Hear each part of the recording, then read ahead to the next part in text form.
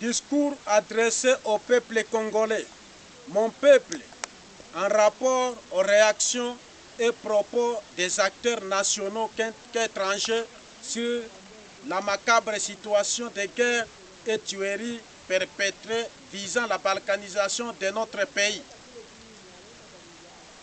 Il n'est pas décisif ce qui nous attaque, mais ce que nous défendons.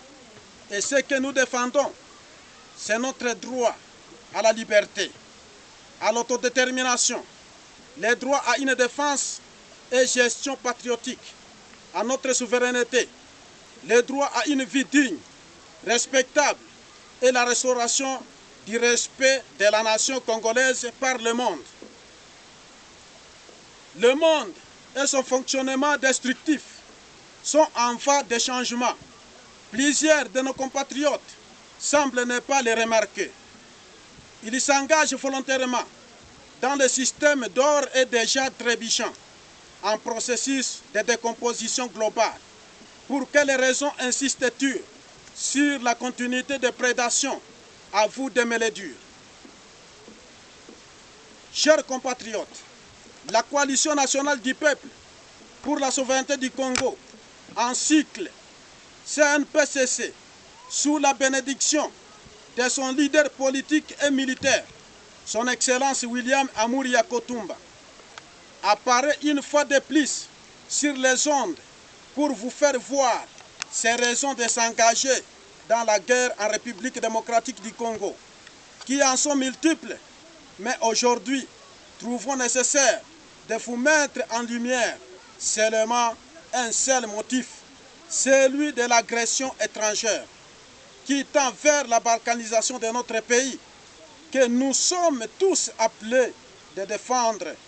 Et cela au nom du Seigneur, l'éternel Dieu des armées, qui est notre Dieu. Lisez 2 Chroniques chapitre 7 et verset 14. Amen.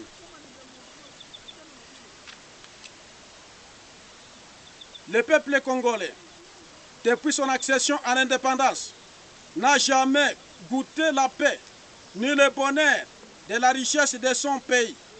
Par contre, l'indépendance a marqué le début des misères, des calamités, des calvaires et des guerres que nous connaissons jusqu'à aujourd'hui. Suite au refus total des propos et manœuvres impérialistes des colons par les pères de l'indépendance, lobby de partition de notre pays à la veille de la dite indépendance. Selon les Belges, l'indépendance nous serait accordée à 2 phases. L'Ouest d'abord, tandis que l'Est resterait dans la colonie encore 30 ans, ce qui n'a pas arrangé Emery Patrice Lumumba, appuyé de la masse populaire de tous les coins et les recoins de la République démocratique du Congo. Cette situation créa ainsi un climat de mésattente entre Lumumba et la masse populaire acquise au changement d'une part, et de l'autre part, le pays métropole associé à ses alliés corrompus. Les conflits soldats à la liquidation des leaders communautaires, père de l'indépendance, Lumumba, assassiné le 17 janvier 1961. Cela fit la première stratégie arrêtée par nos ennemis. Et ensuite, pour la deuxième stratégie, ils préconisèrent la transplantation d'un autre peuple non autochtone dans la chaîne de Momitumba, à l'est de la République démocratique du Congo, zone surnommée scandale géologique par les experts de la communauté économique européenne, CEE, au cours de leur prospection effectuée après la Deuxième Guerre mondiale, suite à l'abondance et diversité des minéraux découverts dans cette contrée. L'histoire se répète. Les mêmes causes sont à la base de la mort d'Mzee Laurent Désiré Kabila. Voilà la raison, suscita l'ennemi, de pouvoir accélérer sa démarche orientée vers le néocolonialisme. Dans cette optique, ils envisagent dans leur plan l'utilisation des réfugiés rwandais. Pour cette fin, peuple qui a fui leur pays d'origine, le Rwanda, pendant la guerre de Kigeli V, datée des années 1956, 57, 58, traversa ainsi la Ruzizi, puis accueilli et installé par le Haut Commissariat des Nations Unies pour les réfugiés, HCR, dans les 3 camps, dont Katobo, Lemera et Murenge, dans la plaine de la Ruzizi en territoire d'Uvira. L'ennemi a usé de toute son influence pour que ce peuple acquiert la nationalité d'origine congolaise et qu'ils occupent cet espace stratégique à minerais et afin soit vêtu des pouvoirs de la gestion des choses publiques du pays. Dans cet environnement, l'ennemi vise l'accès libre de son exploitation de nos ressources naturelles. Chers compatriotes, ne vous trompez pas et ne vous laissez pas tromper. La guerre que nous subissons, quelle qu'elle soit vêtue par ruse de diverses connotations, en vue de déstabiliser les patriotes, c'est une guerre de minéraux. C'est une guerre de minéraux nous importée par les groupes d'intérêt extérieurs qui téléguident les événements dans notre pays, ainsi de leurs répondants. Ils exploitent nombreux compatriotes à leurs fins égoïstes, tout en s'employant farouchement à diaboliser et dénigrer la force patriotique que le peuple congolais dispose. Leur obsession est orientée vers notre coalition CNPCC parce qu'elle est non achetable. Ils ont abusivement dans nos noms. Ils sont une immense des mensonges à notre encontre, sans titre, de manière sensationniste et à l'aide de certains compatriotes sur le terrain, les transforment à fond de commerce pour enrichissement personnel. Peuple, prends garde des bouches de miel, des cœurs de fiel. Chaque information leur fournie est à notre affaiblissement. Ils nous divisent, ils nous maintiennent divisés. Nous référons à cet extrait historique, si au cité, sur l'entrée rwandaise en RD Congo, avec témoignage des HCR qui les a délivré les documents de mise en garde de ne pas s'impliquer dans la politique de la République démocratique du Congo pendant les événements de 1960, compte tenu de leur statut de réfugiés rwandais, mais étrangers en RDC. Les documents que la CNPCC dispose comme preuve incontestable par l'opinion tant nationale qu'internationale. Bien qu'il y ait eu tentative de leur livrer la nationalité illégalement dans la voie dictatoriale pendant la Deuxième République sous influence de Barthélemy Bisengimana Rwema, rwandais, ancien directeur des cabinets du fait Joseph Désiré Mobutu, qui n'a pas tardé d'abroger 3 ans après la promulgation de son ordonnance présidentielle de 1975, ainsi que le glissement de l'article 7 issu des accords de l'Emera, déversé dans le projet de constitution et qui devient le 10e article sur l'influence de Joseph Kabila Kabange pendant l'exercice de son pouvoir. Projet qui est passé au référendum constitutionnel, sans toutefois passer à l'échéance ou étape de vulgarisation des textes constitutionnels au sein de la population, qui devait se faire pendant 90 jours avant la tenue des scrutins et qui n'a pas été fait. Mon peuple périt par manque de connaissances, par manque d'informations et formation politique. Sans le savoir, c'est comme ça, le peuple congolais a voté positivement à ce projet qui deviendra la constitution de la République démocratique du Congo par la ruse de Joseph Kabila. Cet article tient à la modification et au déplacement de la date de reconnaissance de l'identité et nationalité des habitants authentiques de la RDC. La constitution de Loulo-Abour, notre constitution, a fait connaissance qu'il est congolais d'origine. Toute personne appartenant au groupe ethnique dont les personnes et le territoire constituent ce qui est devenu le Congo depuis la date de 1885, date de partage de l'Afrique.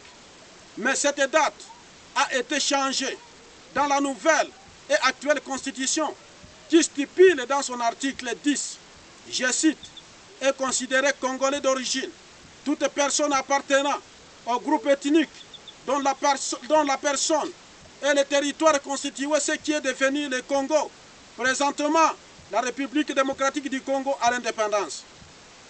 Chers compatriotes, sachez bien que toutes ces manœuvres entreprises par les dirigeants de la 4e République sous bénédiction de Joseph Kabila n'avaient autre mobile que d'officialiser et légaliser la nationalité congolaise au peuple étranger qui inonde l'Est de notre pays, de leur doter le pouvoir de gérer la chose publique du pays, de leur attribuer l'espace propre à leur contrôle, en supprimant les anciennes entités locales légalement établies, en chassant les ethnies autochtones, Nande, Ounde, Nyanga, dans le Béni, au Nord Kivu, et Bembe, Fuliro, Nyindu, respectivement, dans le territoire de Fizi Mwenga et Uvira, dans le Sud Kivu.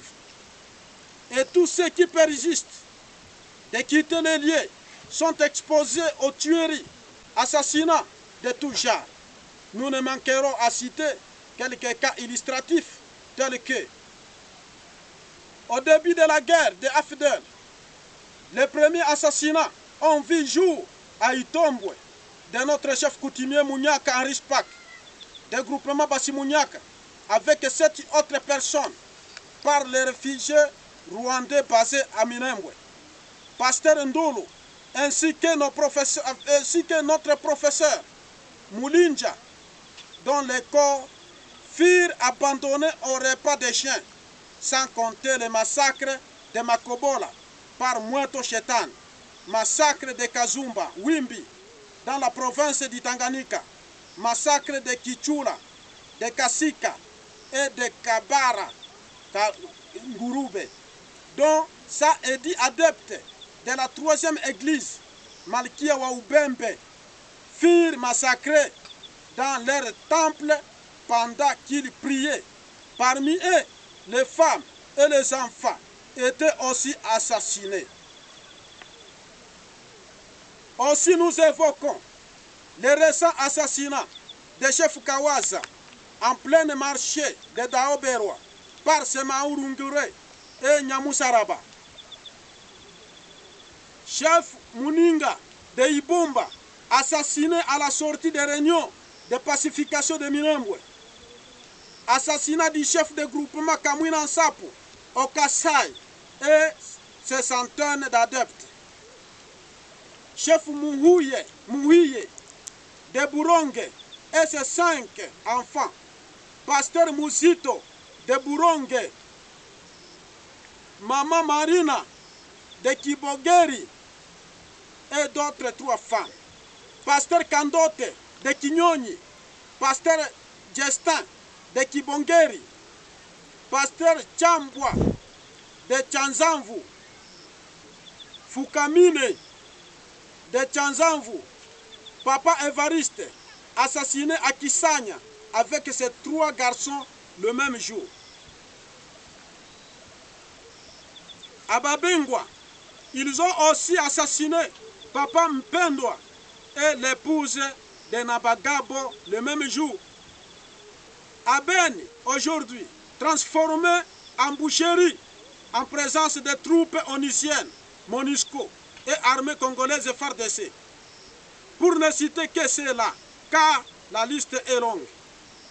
Ce climat de terreur et de désolation d'assassinats perpétrés présente aujourd'hui le principal élément déclencheur de la guerre à l'est de la République démocratique du Congo. C'est ainsi le peuple s'est soulevé, non seulement pour s'autodéfendre, mais aussi bouter hors nos frontières tous les étrangers auteurs et meneurs de troubles en RDC. Chers et frères, nous sommes également censés de vous rappeler sur l'identification de nos ennemis, en vue de cibler avec précision l'ennemi à attaquer pour sauver notre patrie. Devons icto facto savoir que l'ennemi en soi n'a pas de couleur. À part l'ennemi étranger et agresseur que nous combattons, nous avons parmi nos compatriotes des léopards déguisés en peau de brebis qui nuisent les intérêts de leur propre nation. Ils sont nombreux et très nombreux encore au service de l'ennemi. Ils sont dans le gouvernement, dans les institutions étatiques, dans les entreprises, dans les services spécialisés. Nous les trouvons aussi dans les organisations non gouvernementales, en train de tromper le peuple par les discours sans réalisation. Ainsi dit-on, l'Afrique des slogans doit céder place à l'Afrique du travail, a dit William Amouria Kotumba. Ces ONG trompent les gens avec leurs projets soi-disant de développement, mais de très faibles financements qui n'arrivent pas à couvrir les besoins du peuple. Dans la main gauche, ils brandissent les projets de développement. Ils organisent les rencontres. Dans les réunions, ils prêchent les dialogues de pacification, d'unité et de cohabitation mutuelle, la paix, tandis que sur la main droite, ils tiennent les armes. Ils font couler le sang du peuple congolais.